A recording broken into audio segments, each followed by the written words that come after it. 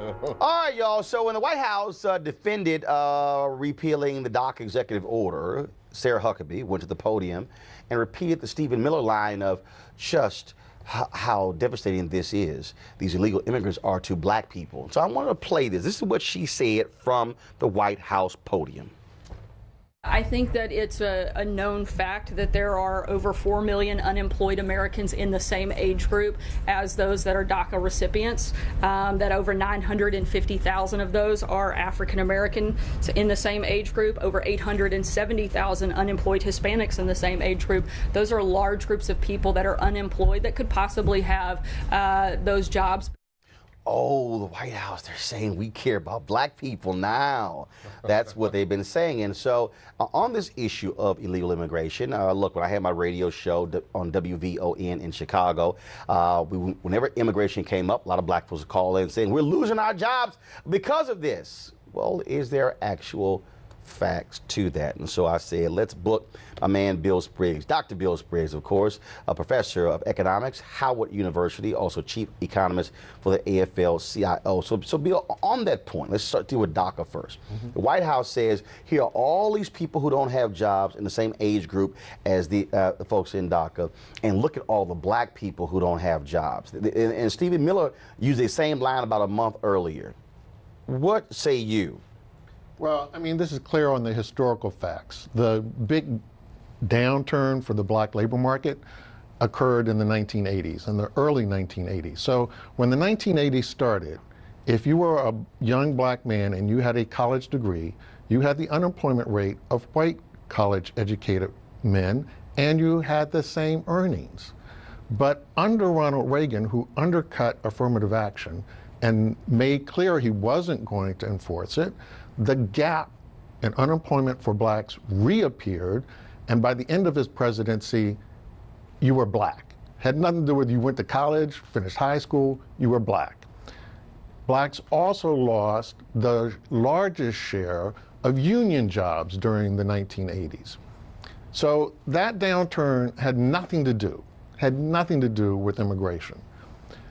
The 1990s, when we had the biggest wave of immigration, black unemployment went to record lows. Black income reached record highs. We have never had black unemployment lower for longer at the end of the 1990s, or black income as high as it was at the end of the 1990s. So just as a historical fact, just a basic fact check, you can't line up the history of immigration in the late 20th century with the economic history of advancement for black people. So they don't line up. So how do you deal, though, with this perception? And I've heard it from African Americans who say, oh, when I look at people who are cutting grass or who are doing construction in various neighborhoods, black folks used to have those jobs. Now they are Latino. They say you go into fast food restaurants and you will see all Latinos working in a fast food restaurant when you used to see African Americans. And so that's what I hear from people, and that's really what the White House is saying.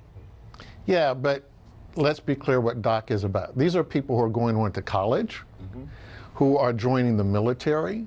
So these are not people trying to scrub floors. They're not trying to be at a fast food restaurant. And there's a reality that the economy can't grow without population growth. So part of the reason it's difficult to disentangle the effects of immigrants on job opportunities is that their actual presence creates job opportunities. You don't have people grow, you don't have population grow, you don't have... So you have proof, you're saying that there's no displacement of jobs between 800,000 people and another minority group who possibly could have these jobs. And we know sitting here that black women have one of the highest percentage of advanced degrees in the country. Do you have any proof that it isn't the case, that they're not displacing African-American jobs? When you look at where they land, where do immigrants land, which is not everywhere in the United States, and it doesn't map onto where black people live everywhere. So when you make the comparison to where are immigrants and where they aren't, you see one thing in common. America loves to discriminate against black people. Right. So when you say we don't get a job, it doesn't make it. I mean, we act like, oh, if Hispanics weren't there, they would hire us. No, if Hispanics weren't there, they still wouldn't hire you. When we hear this argument, we never hear. Discrimination is real. But when we hear this Discrimination argument, is as real. much as I know that Stephen Miller and Steve Bannon are weasels, and we know why they're pushing this argument, I never hear any factual proof that would indicate that they're wrong. This has been studied forever. Economists have looked at this carefully, and you cannot detect the relationship. And again, because you have areas where there's been lots of migration, and you have areas where there's been very little migration, and you can't see a difference. And then you have Washington, D.C., where it's very hard to find a black person cutting grass or doing construction. Hold on one second. Bill, finish that point. I'm going to go to Eugene. Okay, but there are separate issues here. H-2B visas, which are used very often in the lawn care industry, that's not immigrants. That's a temporary work visa designed especially for employers. Just like the H-1B visa is designed especially for employers to make a distortion in the marketplace for wages and who will get hired. So at the beginning of this century, when we decided we were going to bring in hundreds of thousands of computer programmers, the share of all Americans who majored in computer science went down because they were responding to the fact that the wages of computer programmers stopped going up, and employers preferred to use a captive set of workers held under a temporary work visa. You have to differentiate between workers who are free to move about, and this is why DACA is so bad. Ending DACA is so bad because you remove the mobility of these workers. As long as workers are free to move around, Eugene, it works. Eugene, a couple points. Dr. Spriggs is absolutely correct. You know, at least from the Economist the reports that I've read that's come out of Cato, AEI, when you have immigration, when you have an inward flow of immigration, you get a boost in GDP, you get a boost in local economies, you get a boost in new businesses and new jobs being created. Secondly, for the local economy. For the local economy. You know, a gentleman that starts business X, Y, and Z isn't just serving a particular ethnic group. He's going to serve the local economy. Ralph? One thing that we have completely glossed over is we need to talk about the difference between illegal and legal immigrants. That's the first thing. And now when you listen to what Sarah Huckabee said, she made a broad statement about there are 4.5 million Americans who are unemployed in the same age group. Right. And then she broke it down to 950,000 black people, 800,000 Hispanics. So it's not just that, for me, it's not just about the 950,000 black people. It's about the 4.5 million total Americans who are out of the workforce. But for me, on the Black Network, on the Black Show, it's about the 950,000. Because see, on every other network, they ignore the 950,000 and focus on everybody else. Well, but that 1 million black people is included in that.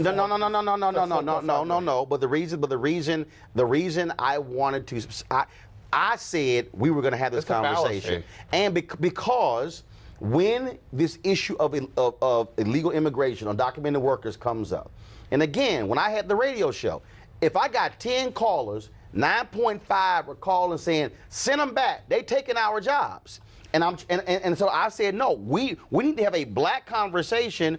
Are the facts there to bear that out when people say, oh, okay, so all of a sudden, if you send DACA folks, if you repeal this, are black folks going to get those jobs? If in other jobs, that's why. One second. Bill, go ahead. Further to the point, if you take what he is doing right now and freezing that consumer market, because if I don't know I'm going to get deported, I'm not buying cars, I'm not making the investments. Those are jobs. You're taking money out of the economy. You're freezing the economy. So if you send them back home, it doesn't replace the demand for those workers. So it's not like, oh, I sent 800,000 people home. They have money. They contribute to the. How do we know that? How do we know that? We know that because we know areas where immigrants went and where they didn't go. It is not uniform. If you look at a map of the United States and look at where Hispanic immigrants went, and you look at where black people live, they don't map one-on-one. Okay, so here, So here we go. So that variation allows economists to see what happened to black people in economies where immigrants didn't go. And you know what? We still got unemployed because discrimination is real. Hold tight. So hold on. Here's the deal. I gotta go to break. So here's what I want to do.